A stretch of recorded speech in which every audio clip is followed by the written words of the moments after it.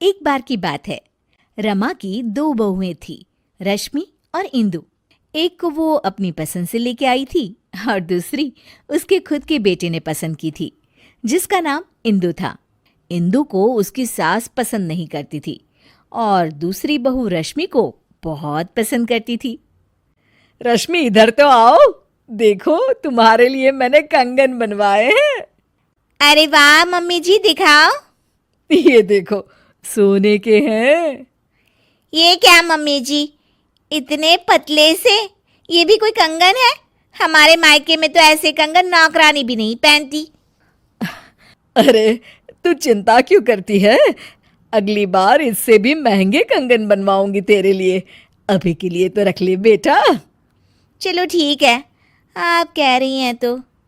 Mummy जी, मेरे लिए आप कुछ नहीं लाई? हाँ, ये लो। इंदु बहुत खुशी खुशी बॉक्स खोलती है तो देखती है कि एकदम सिंपल सी लाल रंग की चूड़ियाँ होती है।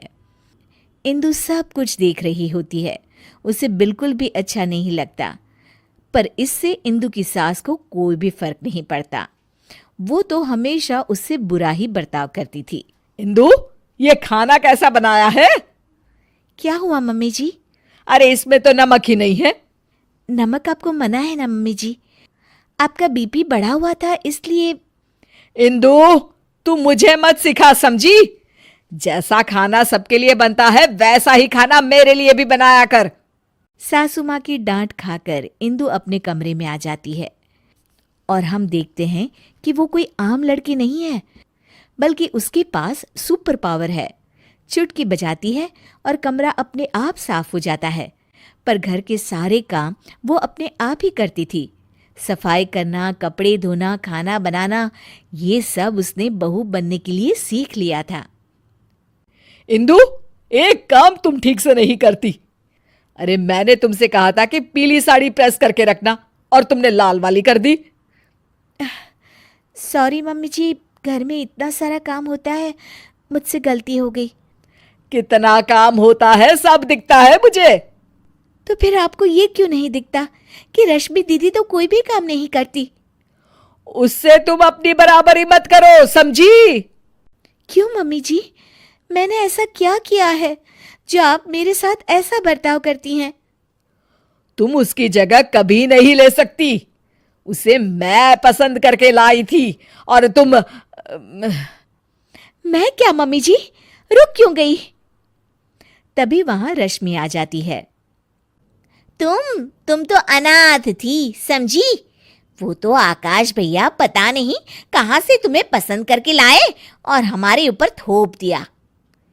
इंदु को ये सब सुनकर बहुत बुरा लगता है और वो अपने कमरे में चली जाती है। फूट फूट कर रोने लगती है। इतने में अचानक उसकी माँ की रूह उसके सामने आ जाती है। इंदु, उठो बेटा। माँ, ये लोग मुझे बहुत बुरा भला कहते हैं।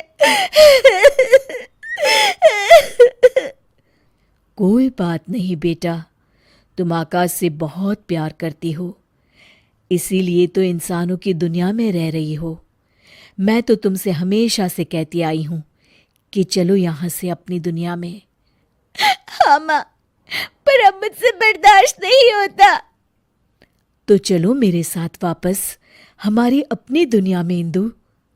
हाँ माँ, मैं आपके साथ ही जाना चाहती हूँ। तुमने सच में मन बना लिया है ना बेटा? हाँ माँ, मैं आपके साथ ही जाऊंगी।